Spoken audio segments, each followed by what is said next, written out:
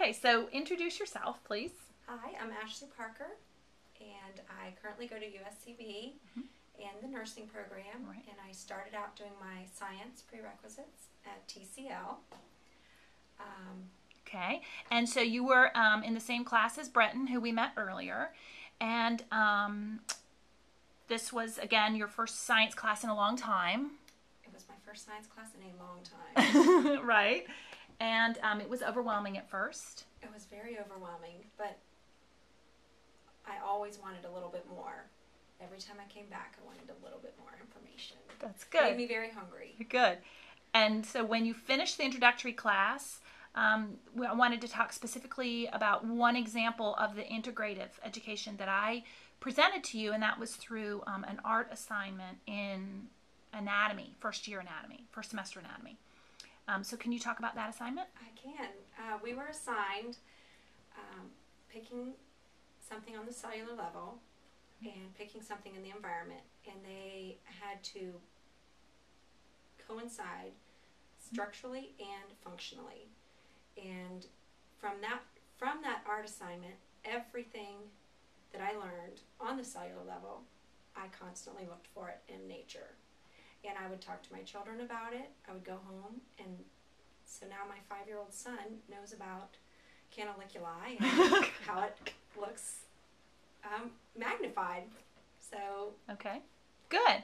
And so how did that affect you? I mean, what did you do in that process? And subsequently, how does that affect you now in your classes? Because now you're a year out, just like Breton is, and you're in nursing classes.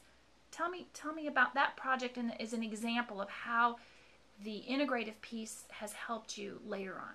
Well, again, this is my second degree, like Breton, and my first time around, I don't have, besides the things that I use daily, like math, simple math, I didn't really retain much of it. And now,